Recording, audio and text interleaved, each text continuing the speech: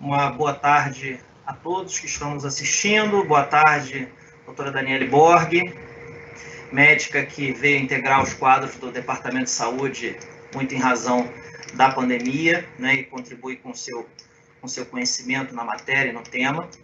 Em nome do presidente do Tribunal de Justiça, o desembargador Henrique Figueira, eu dou as boas-vindas à doutora Daniele e a todos que estão nos assistindo. A gente tem por objetivo aqui, mais uma vez, né, nesse encontro, para falar um pouco sobre a pandemia e também sobre as vacinas, tirar dúvidas, fazer exposições e reforçar algumas posições do tribunal acerca do tema, especialmente sobre os cuidados que devem ser tomados, né, no nosso dia a dia, não só durante o expediente, mas também na nossa vida cotidiana, né? Eu agradeço a todos o interesse manifestado pelo tema. Temos aqui mais de 500 pessoas participando, que demonstra aí a importância e a responsabilidade, né, quando falamos dessa pauta. Já o nosso terceiro ou quarto encontro aqui, eu creio que o momento é muito desafiador, talvez o maior desde que a pandemia começou, né? E eu acho que hoje, ainda mais, nós temos que perseverar nos cuidados, né, para que isso não crie uma situação ainda pior, né? As chamadas regras de ouro, né, como falam os médicos do Departamento de Saúde, elas não podem ser negligenciadas em nenhum momento do nosso dia, né, incluindo, por óbvio, o ambiente de trabalho, né? As chamadas 3 regras de ouro, né, que é o uso de máscara, a higienização constante das mãos, sobretudo, né, após utilizar objeto ou ambientes compartilhados, e o distanciamento adequado entre as pessoas. Eu tenho certeza que se a gente observar essas condições, e que depende de cada um de nós, né, a gente estará mais seguro, né, evitando a contaminação, não só nossa, mas também a do outro, né, impedindo que nós sejamos vetores de contaminação, né? E eu já falei aqui em outra ocasião que um acidente aéreo ele não acontece por apenas um motivo. São vários elos, né, de uma corrente que devem ser quebrados para que esse acidente ocorra.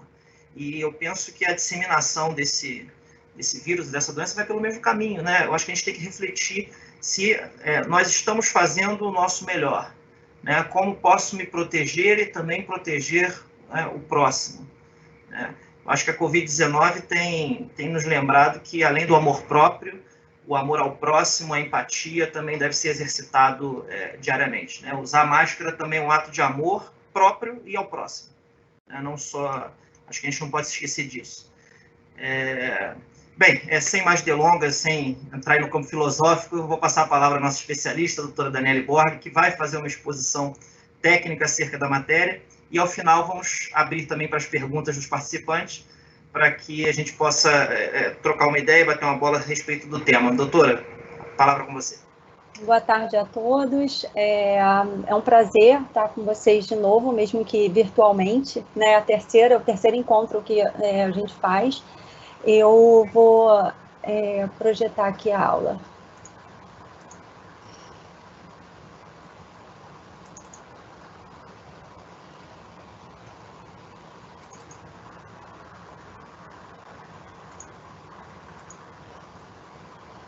Todos estão vendo? Está vendo, Gabriel?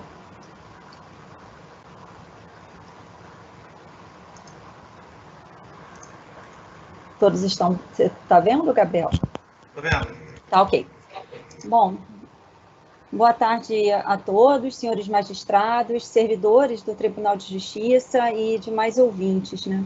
Mais uma vez, eu queria agradecer ao convite, em especial ao diretor-geral da DGPES, que sempre tem nos auxiliado e me acolheu muito bem ao Tribunal de Justiça. E, mais uma vez, a gente tratando de um assunto tão peculiar, né? O objetivo de hoje é passar alguns highlights, né, que a gente chama sobre o que há de novo no Covid, né?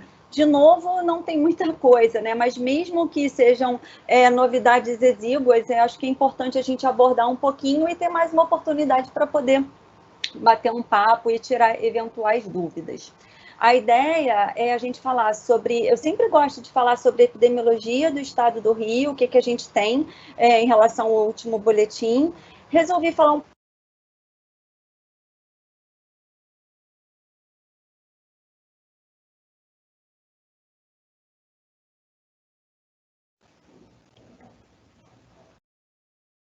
metropolitana.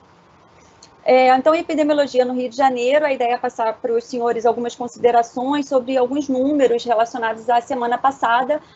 Todas as sextas-feiras, depois das 17 horas, a Secretaria de Estado ela solta um mapa de risco do estado do Rio de Janeiro. Então, o mapa de risco, nós estamos na 25ª atualização, como eu falei, a liberação foi na sexta, apesar que o dia 8 foi na quinta, mas foi na sexta-feira que ele foi liberado, e a gente tem esses outros mapinhas anteriores, onde mostram a evolução do nosso cenário de Covid. A gente pode observar que as regiões metropolitanas 1 e a região serrana continuam em bandeira roxa, o que significa um risco muito alto, e as demais regiões, Bacia da Ilha Grande, Litorânea, Médio Paraíba, Metro 2, região norte e noroeste, elas estão em bandeira vermelha, que seria um risco elevado, um risco alto. Na pontuação geral, apesar do nosso estado estar mais para vermelhinho, a gente define ele ainda como roxo, tá? E eu vou mostrar para vocês o porquê disso. Então, só para a gente ver, na 24ª atualização nós estávamos mais roxinhos, hoje a gente está um pouco menos roxo, é um cenário melhor, mas a gente ainda é um estado roxo. Em relação à internação e óbito, esse aqui é o comportamento do número de internações e óbitos por síndrome respiratória aguda grave. Note bem, a síndrome respiratória aguda grave, como eu já falei em outras lives, ela não é apenas COVID. Covid, influenza ou qualquer outro tipo de infecção respiratória de etiologia viral. Mas, obviamente, disparado na frente das etiologias que a gente tem atualmente, Covid-19, infecção pelo SARS-CoV-2 é o que mais tendo representatividade. Então, é só para a gente poder lembrar que esse é um painel que vai desde o iniciozinho, né, da epidemia, que foi em março, aqui no Rio de Janeiro, em março do ano passado, e até agora nós estamos na semana 13, daqui a pouco caminhando para 14, para a 14ª. Notem que na semana 19 até a 21 foi o primeiro pico que a gente teve no aumento elevado do número de casos, a mesma coisa aconteceu em relação ao número de óbitos, a gente sofreu uma queda. Essa queda ela se perdurou por alguns meses e depois, na semana 44, a gente teve o início de uma elevação que foi subindo paulatinamente, diferente dessa aqui, que foi mais agudo. Depois a gente teve um decréscimo pequeno e depois um novo pico com um decréscimo maior e agora a gente começa, aqui foi a primeira semana do ano, mostrando já uma discreta elevação, e agora o cenário em que nós estamos. Essas 2 últimas semanas, pessoal, a gente nunca leva muito em consideração, porque ainda faltam dados para o município encaminhar para o estado, algumas notificações, para a partir daí, na próxima semana, a gente ter uma ideia melhor em relação a essas 2 últimas semanas. Então, esse nosso histograma, tanto de internação por CIRAG quanto por óbito, ele acaba andando de forma meio que lado a lado, né, infelizmente. Bom seria se nós não tivéssemos absolutamente nada. Em relação ao mapa de risco, ainda esse que foi atualizado, então, todos os mapas de risco do estado do Rio de Janeiro, a gente utiliza um material que é o apoio de tomada de decisão de resposta à pandemia. Quem criou esse material foi um conjunto de pessoas, tiveram colaboradores do Conselho Nacional de Secretários de Saúde, Conselho Nacional de Secretarias Municipais de Saúde e a OPAS, né, Organização Pan-Americana de Saúde. Qual é a ideia? Eu acho muito interessante esse material que a Secretaria de Estado ela coloca, ela aplica, não obrigatoriamente os outros estados a utilizam, tá? Até porque eu particularmente tenho muita dificuldade em conseguir comparar o estado do Rio com outros estados, visto que nem sempre, quando você entra nas secretarias estaduais dos outros estados, você tem disponível os dados para a gente poder comparar. Então, eu particularmente não sei como é que as pessoas conseguem comparar os estados sem que seja uma informação de fácil acesso. Por que eu estou falando isso? Primeiro, é difícil a gente comparar, uma vez que a gente não tem todos os dados, mas quais são esses dados, né? Então, como é que eu defino a minha cor? Como é que eu sei que o estado está roxo, vermelho? Como é que é isso? O faseamento por cores, ele tem primeiro um objetivo. O objetivo é avaliar a ameaça e a vulnerabilidade no nosso sistema de saúde, seja ele público ou privado, relacionado à capacidade de atendimento e em relação ao nosso cenário epidemiológico. A gente utiliza 6 indicadores, então para eu definir essas cores, eu sei que toda aula, toda live eu falo isso, mas é porque é muito importante para a gente não focar somente em números de casos, porque a definição, ela abrange esses 6 indicadores, que são taxa de ocupação de leitos de CTI adulto, sejam por CIRAG ou por COVID, taxa de ocupação de leitos de enfermaria, tanto CIRAG ou COVID, previsão de esgotamento de leitos de terapia intensiva, óbitos por CIRAG ou COVID, casos de CIRAG nos últimos 14 dias e a taxa de positividade de COVID-19. Então, o que mais tem colocado a gente num momento sempre muito delicado no nosso cenário do Estado são esses 3 que eu coloquei em negrito: a taxa de ocupação de leitos, previsão de esgotamento de leito e óbito por CIRAG nos últimos 14 dias. O óbito por CIRAG está sempre muito vinculado à taxa de ocupação de leito de terapia intensiva, porque se você precisa de um leito de terapia intensiva e você não o tem, a possibilidade de você evoluir de uma forma não favorável, ela é muito grande. Então, a gente acredita que a partir do momento que você consiga aumentar o seu número de leitos, você consegue ter uma melhoria nos nossos indicadores, por exemplo, tá? Então, isso é um dado super interessante, porque existem causas externas em que a gente tem possibilidade de melhorar a despeito da evolução da epidemia, da pandemia. Então, aqui só para ilustrar para vocês como é que é isso. Aqui a gente tem na primeira coluna, são as regiões. Essas regiões, elas têm esses indicadores avaliados, e desses indicadores geram-se números, né? E em cima desses números é que a gente vai definir a nossa cor. Então, está aqui a nossa classificação: muito baixo, verde. O verde não é normal, ainda tem que se manter um distanciamento seletivo. Não vejo a hora da gente voltar a, pelo menos, ter um verde, né? Que esse cenário ainda não apareceu. Depois a gente vai para o cenário amarelo, que é um outro tipo de distanciamento. E outra, essa medida de distanciamento, o seletivo 2, ela é sempre em soma. Então, à medida que as minhas cores vão passando, eu vou somando meus cuidados.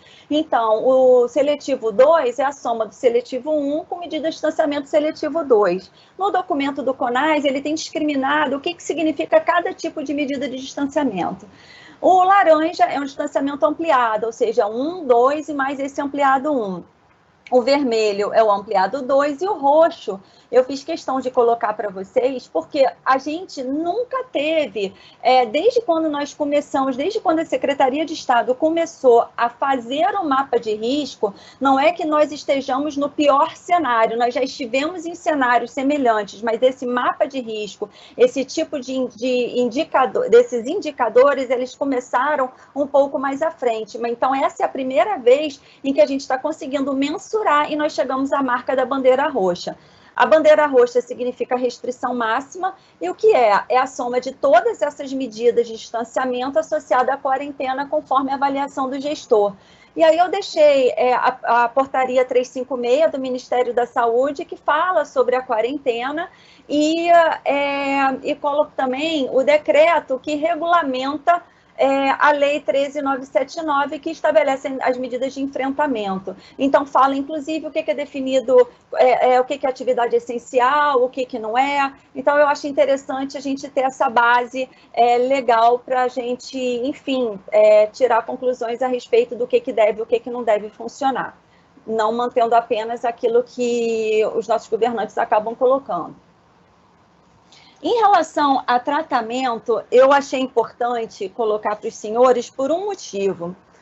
O volume de pessoas que utilizam uma série de medicações, essas medicações elas começaram a ser utilizadas logo no início da pandemia, e ela não diminui, ela só cresce. Então, é muito importante colocar que a gente tem no nosso arsenal, né, da mídia, ácitro, cloroquina, vitaminas, anticorpos, anticoagulante, corticoide, o que é para fazer e o que não é. Então, a gente sabe que a pandemia é uma doença que não tem tratamento específico, uma série de dúvidas são levantadas quanto ao uso de vários medicamentos, muitos desses medicamentos, a maioria deles, eles já são utilizados em outras doenças, mas não obrigatoriamente. O fato de ser utilizado numa determinada doença vai servir para o COVID ou vai ser seguro para o COVID, por exemplo. Então, é interessante que vocês entendam que quando o médico não quer prescrever ou o médico prescreve, ele tem uma base. Por que ele está concordando em prescrever algo que ainda não está muito estabelecido ou por que ele não quer? Então, essa primeira pirâmide aqui é uma pirâmide completa, onde ela coloca todas as evidências tradicionais que a gente aplica no tratamento de diferentes doenças. E aqui, são vários estudos, então, que vão crescendo até chegar ao término, né, de todos os seus estudos para mostrar principalmente a segurança e eficácia em relação àquela determinada doença, ao tratamento para aquela determinada doença. O COVID, a gente está numa pirâmide em formação, ou seja, além dos estudos serem ainda mais relatos de caso, definições, séries de casos, opiniões de especialistas, editoriais, isso tudo do ponto de vista de evidência científica, isso é muito fraco. Então, para a gente definir um estudo forte, eu preciso de um estudo de caso-controle, que é a nossa pirâmide verde. Então, para eu dizer para o meu paciente que aquela medicação ela é segura e ela vai ser eficaz, eu preciso da minha pirâmide completa. Fora isso, eu posso estar oferecendo risco ou não. Aí é uma questão de avaliar caso a caso. Em relação aos efeitos colaterais, eu só citei alguns exemplos aqui daquilo que eu vejo frequentemente as pessoas utilizarem. O fato, como eu falei anteriormente, o fato de um medicamento servir para uma determinada doença e ser segura para essa determinada doença, não obrigatoriamente ela vai servir para o COVID, não obrigatoriamente esse paciente ele vai estar seguro fazendo essa medicação. Vou dar um exemplo para vocês. A gente tem, eu posso fazer uma medicação, uma dessas medicações, em que para um determinado paciente eu posso desencadear uma asma, por exemplo. Então, e a gente sabe que a asma no COVID, o COVID é uma doença de comprometimento principalmente pulmonar. Então, muitas das vezes eu posso acabar piorando a situação do paciente, né? Então, a gente não pode usar aquela máxima, não tem estudo, mas mal não vai fazer. Não. Então, eu resolvi colocar aqui as principais limitações dos estudos dessas drogas que a gente tem visto utilizar bastante e os seus principais efeitos colaterais. Então, aqui, a ivermectina. Até agora foram 34 estudos realizados, tá, nesse ano, né, nesse último ano, né, que passou. Qual foi a limitação desses estudos? Quais foram? Todos os estudos tiveram uma amostra muito pequenininha. Cada estudo tinha um tipo de dose que era definido, então não dá para você ter um padrão. Não, a ivermectina para COVID ela vai ser eficaz a partir da dose tal. O primeiro estudo, um dos primeiros estudos que acabou saindo para a ivermectina, ele era utilizado in vitro e era uma dose incompatível com a vida. Então, assim, são estudos ainda que precisam ser melhor elaborados.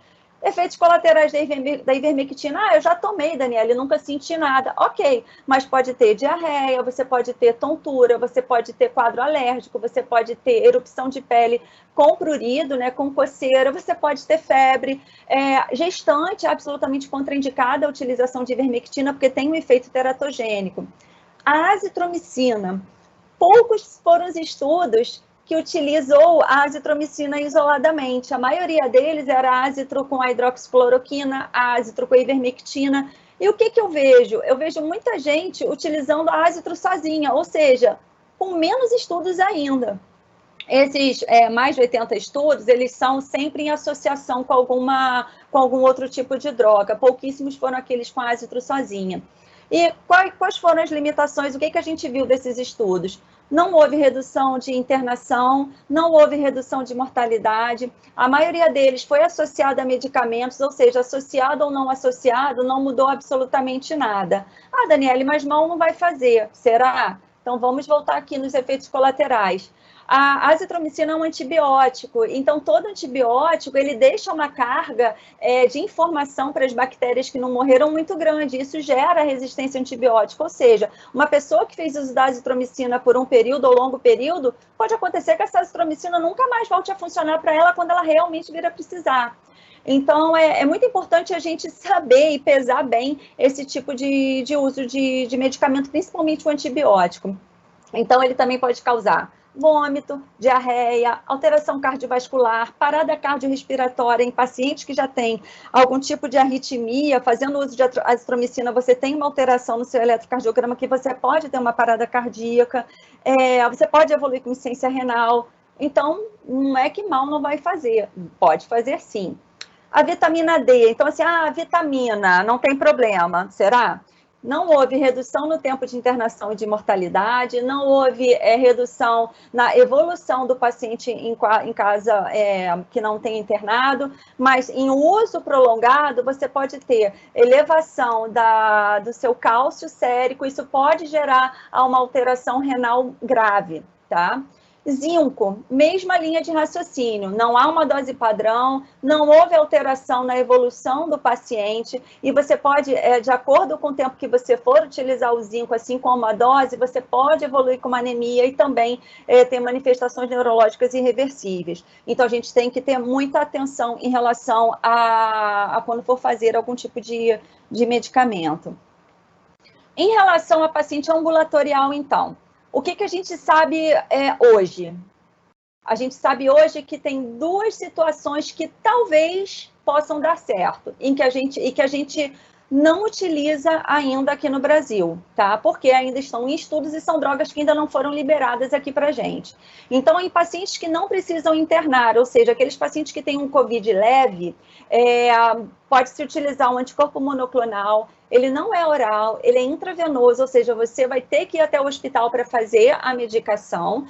Existem resultados interessantes, mas não vai ser para qualquer um. O que os estudos têm mostrado é que existe um grupo de pacientes com COVID que teriam uma possível indicação para fazer esse tipo de medicamento. E volto a dizer, nada é isento de efeito colateral. Então, o anticorpo monoclonal, ele também pode trazer algum tipo de agravo.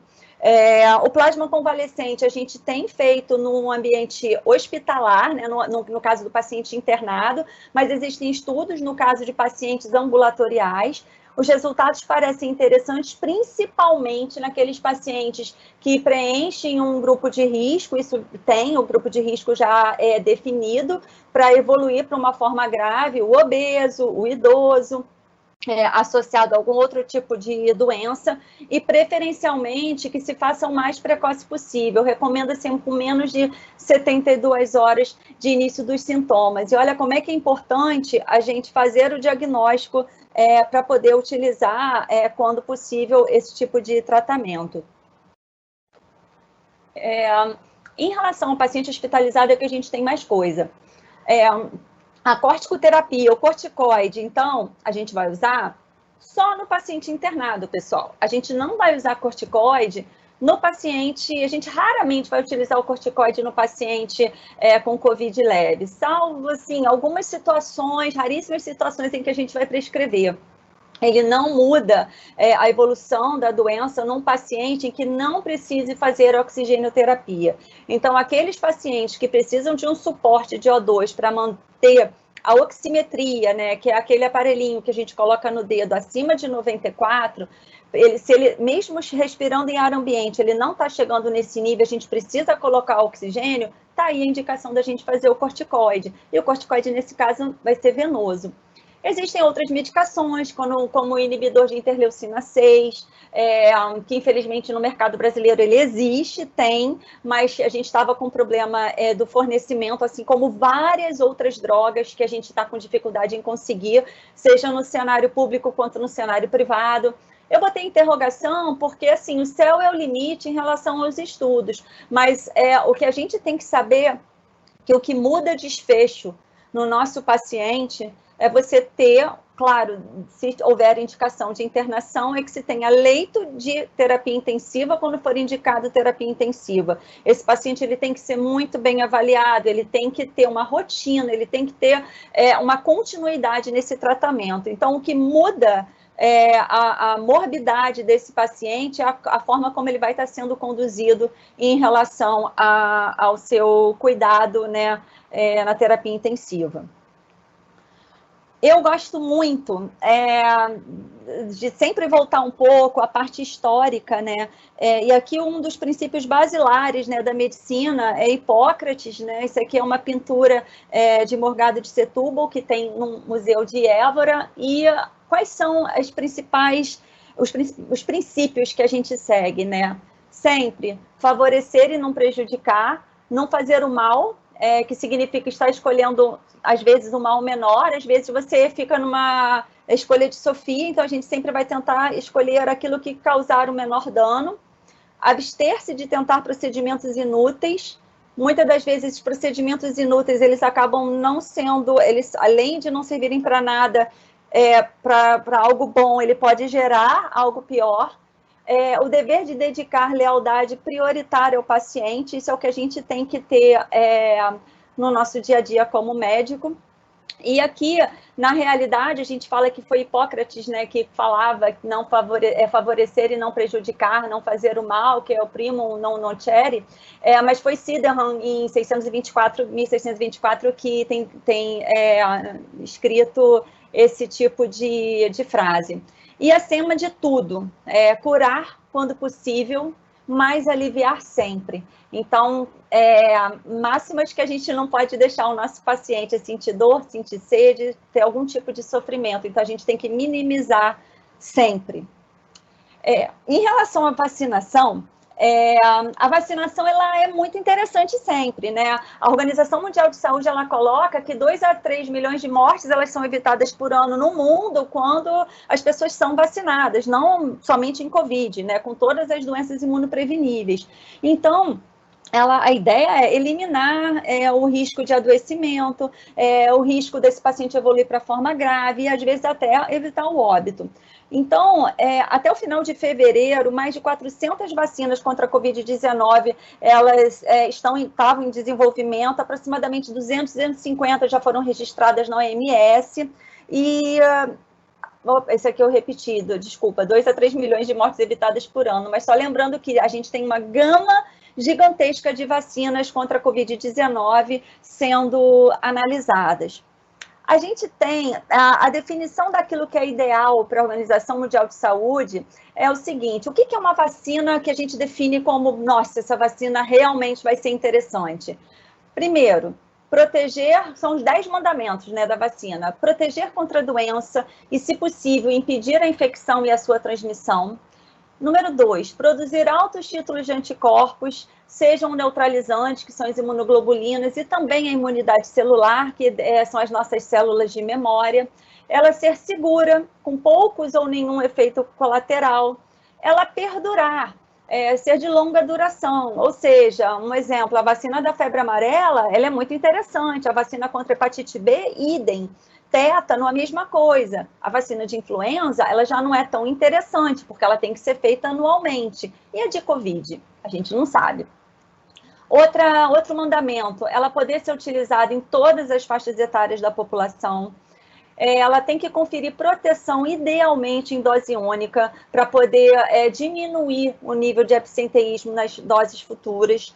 Poder ter uma facilidade na administração, então as vacinas via oral ou nasal, elas são infinitamente mais fáceis e rápidas no manejo, ao invés das intramusculares ou subcutâneas. Resistir a longos períodos em temperaturas, né, entre 2 a 8, que é a temperatura que normalmente as vacinas, elas ficam viáveis, né? E ter uma tecnologia onde você consiga, uma tecnologia fácil, que a gente consiga produzir muito e que seja de baixo custo, para que a gente faça muita vacina em baixo custo. É interessante a gente ter esses 10 mandamentos para poder avaliar se as vacinas que a gente tem disponíveis no mercado, se elas seguem esses 10 mandamentos. Grande parte delas não. mas a gente entende que é um cenário de emergência e a gente vai, assim como a nossa pirâmide dos medicamentos, a gente vai aprendendo também com as vacinas.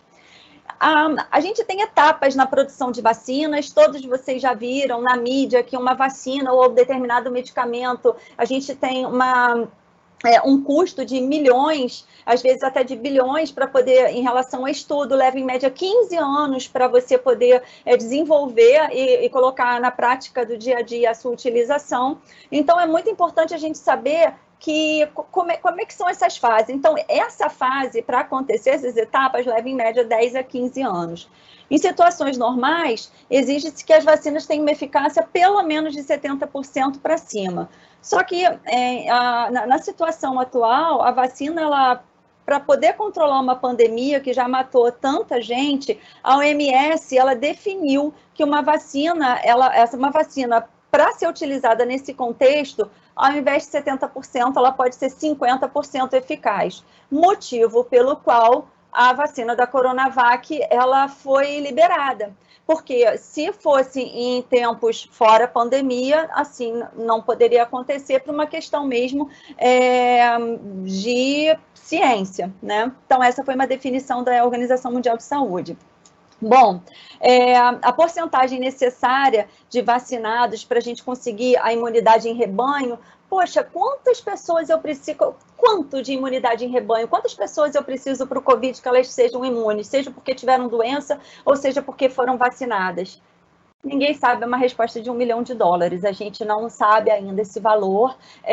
Alguns colocam 50, outros 80, mas assim, na realidade isso muito é achismo, porque é uma doença nova, é uma doença. A gente acredita que a gente tenha que ter uma grande proporção de pessoas imunes e pela grande capacidade de contágio, né? Um vírus de altíssima transmissibilidade. Então, por isso que a gente tem que ter um volume maior de pessoas imunes. Mas esse valor numérico, ele ainda não foi definido.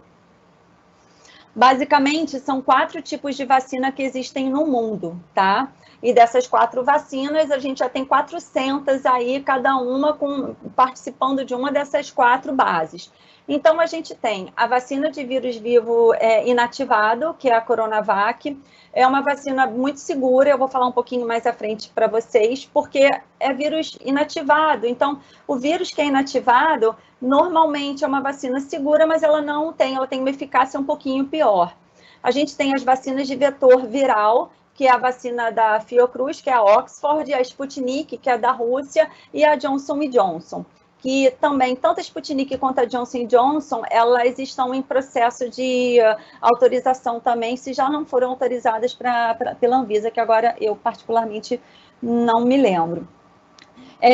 A vacina RNA mensageiro, que é a da Pfizer e a Moderna, ambas elas também estão sendo liberadas aqui, são utilizadas nos Estados Unidos, então essas são as 2 dos Estados Unidos, e as vacinas proteicas, que é a Novavax, que a gente ainda não tem aqui no Brasil.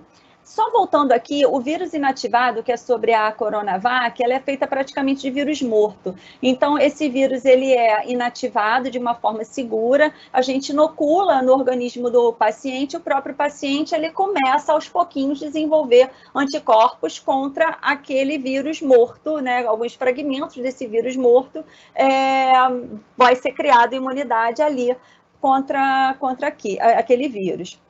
A vacina de vetores virais, que é a Fiocruz, que é a Oxford, a Sputnik, ela tem uma eficácia um pouquinho melhor do que a Coronavac. A gente coloca um vírus, não coronavírus, um vírus de um macaco, por exemplo, como o da Oxford, um vírus de um macaco, inocula a partezinha spike, que é essa partezinha aqui do vírus, que é a parte mais externa, é essa parte do vírus que faz com que ele se ligue à nossa célula. Então, a ideia é focar nessa proteína para que a gente, a partir daí, comece a gerar anticorpos contra o vírus como um todo. A vacina de RNA mensageiro, ela tem uma forma muito semelhante à vacina de vetor viral. Existe só uma única diferença, que a vacina de RNA mensageiro é uma tecnologia que é investigada há muitos anos e agora que a gente está utilizando pela primeira vez, e essa outra de vetor viral nem tanto. mas no final elas acabam tendo uma forma muito semelhante de ação. E a vacina proteica, ela já é utilizada fragmento do vírus. Então, vai ligar também a proteína da spike e o nosso organismo vai reconhecer como um corpo estranho, obviamente, vai criar anticorpos contra ela. Obviamente, eu não vou ficar muito mais tempo em cima de mecanismos de ação, mas eu só queria passar para vocês a diferença, pelo menos, da Coronavac e a da Oxford, que são as principais que a gente está utilizando atualmente. Então, a Coronavac são 2 doses, intervalo de 14 ou então 28 dias, bem tolerada na dosagem estudada. Os eventos adversos são leves, praticamente apenas dor no local. Só que ela tem isso tudo de bom. Em compensação, ela tem uma eficácia de 50,39%, que eu havia citado anteriormente. Só que, mesmo que ela não seja uma eficácia geral enorme, mas a partir do momento em que eu não possa evoluir para formas moderadas ou graves, eu já estou no lucro. Só que a eficácia para desenvolvimento de formas moderadas ou graves, a gente ainda não tem dado suficiente com significância estatística a ponto de eu dizer, não, a gente pode fazer a Coronavac porque ela vai ser eficaz contra o desenvolvimento de forma moderada ou grave. Então, a gente ainda não está habilitado a fazer isso, e espero eu que em breve a gente tenha dado para poder apresentar.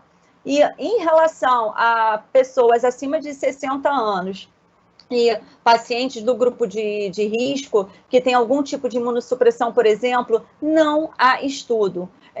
Então, é muito importante que vocês saibam que pacientes idosos, o estudo, o N que foi estudado, essa população, é um N muito baixo. Então, a gente ainda não pode falar que é uma vacina realmente eficaz, em função da idade, porque a idade, a nossa idade, à medida que o tempo vai passando, o nosso corpo ele vai cansando, assim mesmo, e é da mesma forma o nosso sistema imunológico.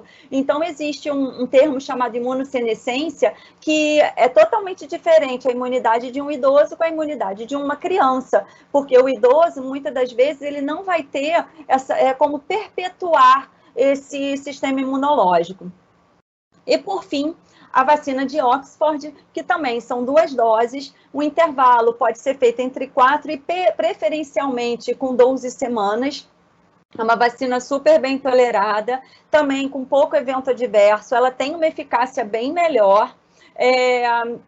A questão é que o estudo ele teve uma condução equivocada para a gente poder definir qual seria a melhor dose, se seriam 2 doses plenas ou seria uma dose inteira mais meia dose.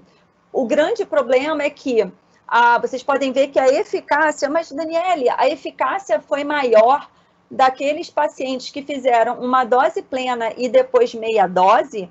O problema é que essa população que fez meia dose mais a dose plena, além dela ter feito uma dose diferente das 2 doses plenas, esse espaço de tempo entre a primeira dose e a segunda, ela foi maior do que 2 doses cheias, ou seja, foi um estudo que teve erro na condução, infelizmente, mas independente disso, o que a gente sabe é que ela é mais eficaz do que a Coronavac até o momento, e acredita-se que com 6 semanas, pelo menos, você começa a ter uma eficácia melhor do que se fizer mais precocemente. E, por fim, para mim, eu acho que é uma das coisas mais importantes, até um pouquinho em cima do que o Gabriel falou, né, sobre desastre aéreo. Esse aqui é um modelo do queijo suíço do James Reason, que da década de 90 falou sobre a trajetória de oportunidades de acidentes, né? Então, isso aqui é muito utilizado também em ambiente hospitalar, mas também na engenharia de tráfego aéreo.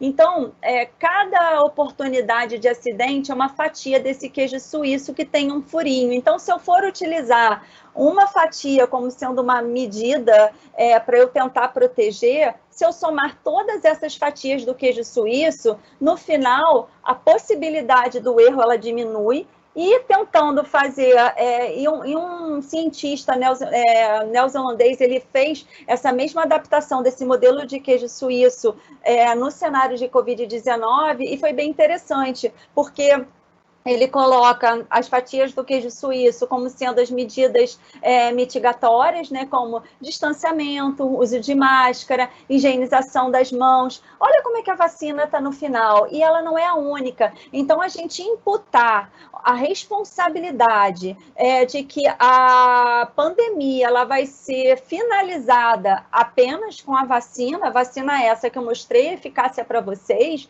eu acho que dar muita responsabilidade para uma medida só, para uma fatia de queijo só.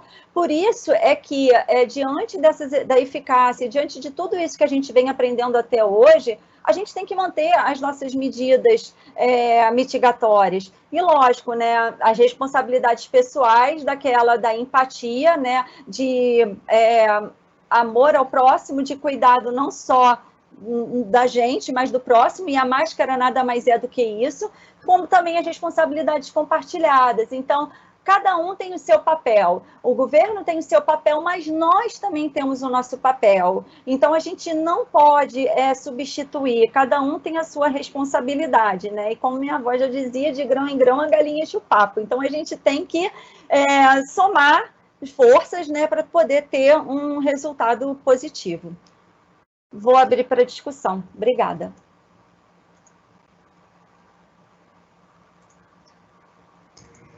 Excelente apresentação, doutora Daniele, como de costume. Vamos abrir, então, para as perguntas, né, que estão sendo feitas. Eu já fiz até algumas anotações aqui em relação a comentários que você fez, Dani, e que me chamaram a atenção, né? A primeira foi que já tivemos cenários semelhantes, né? Eu, como mero espectador, como leigo no assunto, me parece que hoje a situação estaria até pior, né? Mas saber que já tivemos cenários semelhantes talvez traga a sensação, ou pelo menos o pensamento, de que a situação não é irreversível, né? Nós podemos e devemos caminhar para uma melhora e somos elementos contribuintes para isso, né? A outra que me chamou a atenção também é sobre esses tratamentos que muito se fala, virou quase que uma partida de futebol, onde cada um tem uma opinião e vira técnico sobre o assunto, né? Mas que muitas das vezes ele pode causar intoxicação, né? E na medicina, meu pai é médico, ele fala muito isso, que é sempre uma avaliação de risco versus benefício, né? Que a medicação, ela frequentemente tem um risco, mas você a utiliza quando o benefício que ela oferece é superior àquele risco, né? Então, nós temos algumas perguntas nesse sentido que eu acho que vale a pena a gente abordar agora, né? A primeira delas é justamente sobre a questão das vitaminas, né? Falamos aí da vitamina D. O Dr. Ferrari até comentou comigo numa reunião que tivemos na segunda-feira que o volume de pacientes com cálculo renal que está ingressando no hospital aumentou por conta do uso indiscriminado da vitamina D. Então, a pergunta é, a utilização de vitaminas ajuda a melhorar a imunidade? Então, eu acho que como tudo na vida, tudo tem seu pró e seu contra, né? Mas eu gostaria que você falasse um pouquinho sobre isso. Tá. Então, a melhor maneira de você adquirir vitamina a ponto que seja suficiente para o teu organismo é na alimentação. Então, a alimentação saudável é o suficiente para você tratar determinadas carências nutricionais. Salvo se você tiver alguma doença alguma síndrome desabsortiva, por exemplo, alguma doença no estômago, existem determinadas patologias que você vai ter alteração na absorção. Então, aí é um contexto diferente. Agora, não há necessidade de fazer uso de vitamina continuamente. Como eu coloquei até no slide, dependendo da dose, dependendo do período em que você for utilizar, ela acaba sendo super prejudicial. Perfeito. falando sobre a questão da vacina. Temos algumas questões envolvendo isso. Quem tomou vacina, essa é interessante porque a campanha nacional de imunização contra a gripe começou na segunda-feira, no dia 12. Né? Eu aproveito para informar, né, aos servidores que estão nos assistindo que, tal como ocorreu no ano passado, esse ano a campanha de vacinação da gripe do tribunal vai ser por meio de reembolso, né, arcado pela operadora Amil, com valor limitado a R$150. Então, podem tomar a vacina nas clínicas privadas, né, e depois formular o pedido de reembolso à operadora por meio do aplicativo. Mas a pergunta é, quem tomou a vacina contra a gripe tem que esperar quanto tempo, ou se deve esperar algum tempo, para poder se vacinar contra o coronavírus? A Sociedade Brasileira de Imunização, eu até sugiro esse site para todos, ele é muito, muito legal, tem assuntos bem interessantes para poder falar. E ela coloca claramente, são 14 dias. Você se vacinou, 14 dias depois você está habilitado a fazer a vacina. Não é adequado tomar, se você já tiver tomado a vacina contra a gripe, não é adequado tomá-la entre doses, por exemplo. A gente tem a vacina de Oxford, o intervalo entre a primeira e a segunda dose é muito grande, né? Então, nesse intervalo, a pessoa pode se vacinar contra a gripe? Pode. Tem algum problema? Tem que esperar um tempo para a primeira dose, enfim? Não. A gente sempre recomenda, assim, eu acho muito mais fácil a gente fazer primeiro a vacina da gripe, porque estou falando na população mais jovem, né? Porque a vacina contra a Covid para os mais jovens vai demorar mais um pouquinho, pelo que a gente está vendo. Então, como a gente já está nesse momento agora de vacinação contra a influenza, eu acho mais interessante vacinar contra a influenza, aguardar 14 dias e depois fazer com tranquilidade a vacina contra a Covid. Perfeito. Tem uma pergunta aqui que para mim vai ser até uma surpresa. Intervalo de tempo entre a vacina entre a Covid e a vacina contra a pneumonia. Tem vacina contra a pneumonia? Pode ser pneumococo. Pode ser pneumococo. Eu não sei se a pessoa está perguntando. Se for pneumococo, é a mesma máxima. A gente sempre vai manter 2 semanas de espaçamento entre as vacinas, mas eu não sei se porque pode ser hemófilo, assim, tem várias vacinas, né? Claro. Eu não tenho nenhuma pergunta aqui a mais especificamente sobre vacina, mas tem uma questão que eu gostaria de levantar, que eu acho muito importante, que isso está em voga aí, em relação à eficácia de vacina, né, como se fosse um número absoluto que demonstrasse se eu devo ou não tomá-la. Né? Eu penso que quando a gente aplica uma vacina em larga escala, né, e essas vacinas da Covid estão sendo aplicadas em larga escala no mundo inteiro, né, porque todos os habitantes do planeta têm interesse em tomá-la, ou ao menos quase todos, é claro que é evidente que vão surgir casos isolados, não só de efeitos adversos, né, de efeitos colaterais, mas também casos isolados de pessoas que eventualmente se contaminam, ainda que tenham tomado, né, 1 ou 2 doses, ainda que seja o ciclo completo da vacina. O que, a meu ver, não significa que a vacina não funciona. Pelo contrário, né, não é porque uma pessoa morreu atravessando a rua, né, que naquele dia milhares de pessoas também atravessaram em segurança. Então, eu penso que os organismos reagem de forma diferente. Então, tem pessoas, inclusive, que se vacinam e não desenvolvem anticorpos. Né? Então, eu queria que você falasse um pouco sobre isso, no sentido de que o fato de uma vacina como a Coronavac, né, ter uma eficácia geral de 50 e poucos %, não significa dizer que ela funciona pouco, ou ela só funciona em metade dos casos, ou em metade das pessoas. Absolutamente, não é isso. Não é? Então, a vacina, para você definir a eficácia de uma vacina, obviamente, não apenas a vacina, você vai ter que avaliar o teu hospedeiro, né? Que é a pessoa que está recebendo. Então, a nossa maior preocupação em relação ainda sobre a eficácia da Coronavac, por exemplo, nessa população de idosos, né? Grande parte dos idosos tem um sistema imunológico mais debilitado, ou pessoas que usam corticoterapia, né? Qualquer tipo de doença ou condição clínica que te imunossuprima mais, faz com que a tua resposta àquela determinada informação imunológica, ela não seja tão boa quanto numa pessoa mais jovem. Assim, a Coronavac das vacinas é a vacina, sim, com menor eficácia, mas daí a dizer que ela não seja eficaz, a gente obviamente não pode falar. Num cenário fora a pandemia, essa seria uma vacina que ela não seria liberada no primeiro momento, porque ela deveria ter mais estudos de um trabalho maior para poder chegar pelo menos na liberação de 70% de eficácia. Então, assim, ela está longe de ser uma vacina super eficaz, mas ela ainda te oferece alguma coisa. Claro.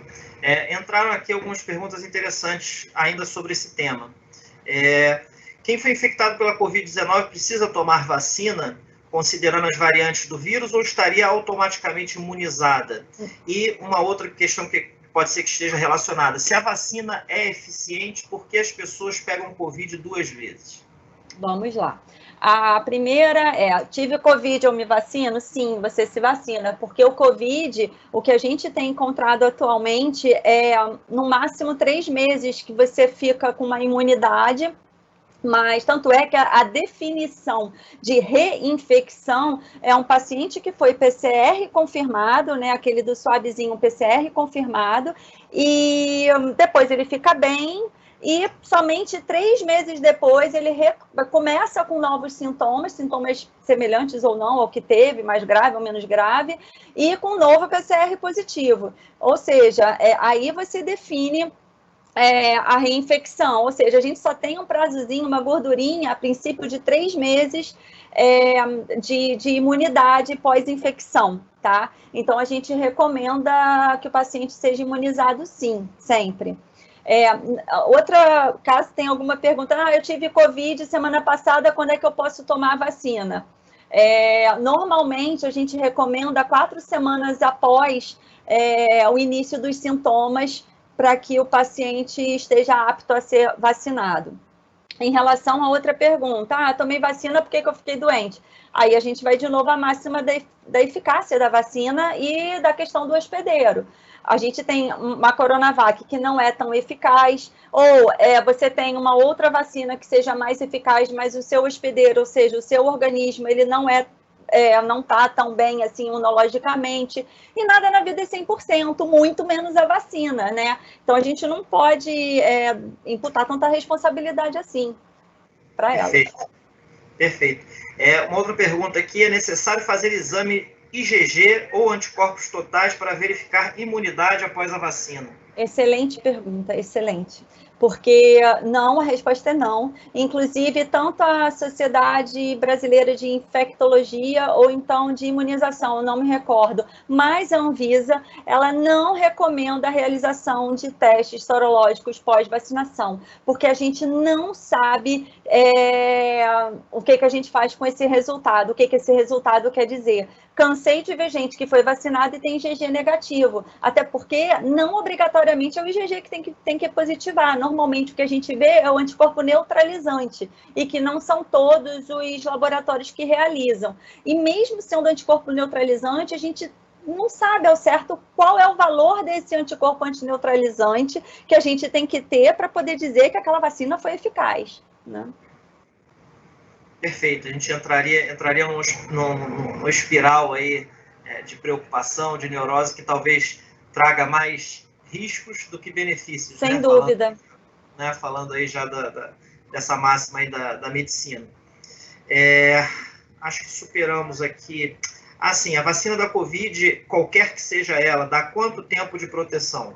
Acho que é uma pergunta difícil de responder hoje, né? A resposta é que vale $1 milhão, quem souber, porque a gente não sabe. Infelizmente, a gente não sabe. Para vocês verem, na China já estão até aventando a possibilidade da 3ª dose de vacinação. Então, mas assim, eu não li nenhum site científico, eu só vi em notícia, né? Então, não posso precisar. Mas assim, a gente não tem como dizer, pessoal. Inclusive, a gente tem as variantes. Da mesma forma que a influenza, a gente faz a vacinação anual, porque tem variações ao longo do ano, talvez a gente tenha esse cenário também para a Covid. Eu espero que, tal como no início da pandemia os testes eram raros, era difícil de se fazer, né? Um teste de PCR. Eu mesmo tive alguns sintomas gripais em março de 2020, foi logo que começou, uma dor de garganta persistente, e na época simplesmente não era possível fazer o exame PCR. Hoje você faz um exame desse no estacionamento do supermercado. Graças a Deus. Eu acho que a vacina deve ir pelo mesmo caminho, né? Eu acho que ainda que o calendário seja anual, sim, ou inferior, né? Eu acho que teremos vacina, acho que a partir do ano que vem, talvez, de uma maneira mais abundante nos laboratórios, nessas casas de vacina, etc., né? Eu acho que até esse ano mesmo, Gabriel, existe um interesse mercadológico muito grande, né, de várias empresas. Existe uma gama de vacinas liberadas aí fora. É uma questão só de tempo das questões chegarem, né?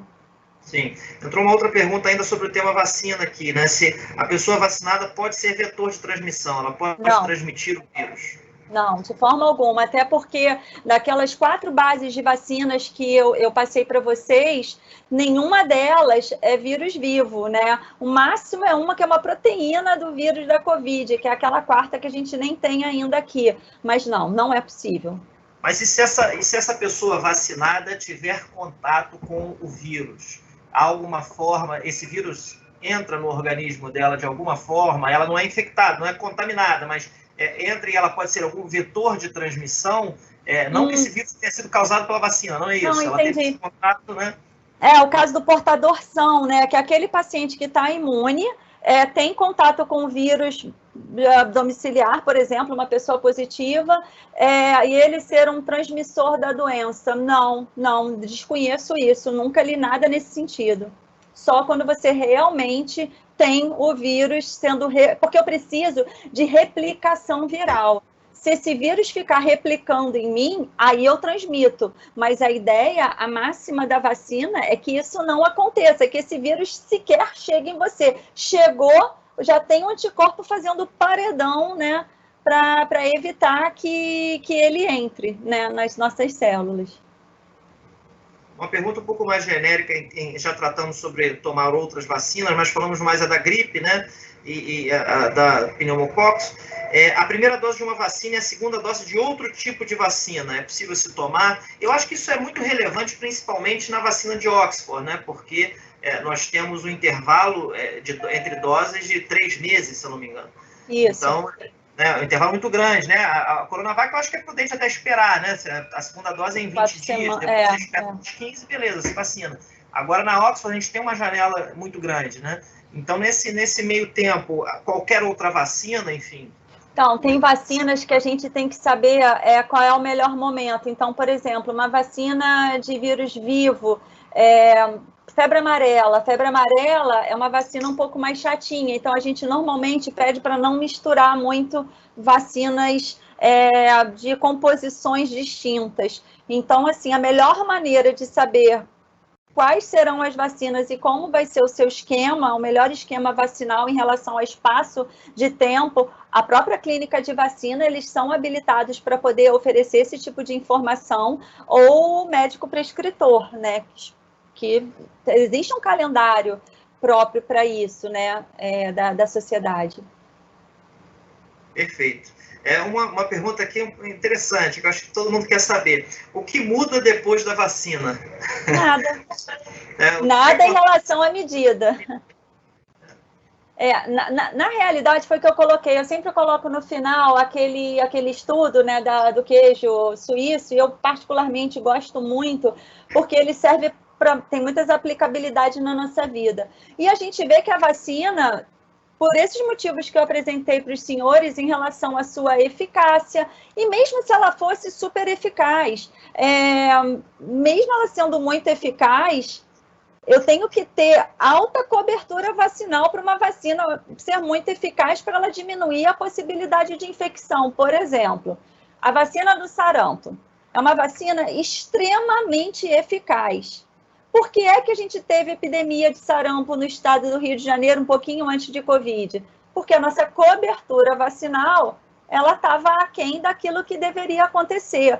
Então, mesmo que eu tenha uma vacina muito eficaz, eu tenho que ter altíssima cobertura vacinal. E se eu tenho uma vacina nem tão eficaz assim, além de eu ter uma altíssima cobertura vacinal, eu tenho que manter as minhas medidas mitigatórias, máscara, distanciamento, álcool, reduzir aglomeração, todos aqueles itens, porque eu não sei quanto tempo, qual vai ser o número de pessoas para ter imunidade em rebanho, né?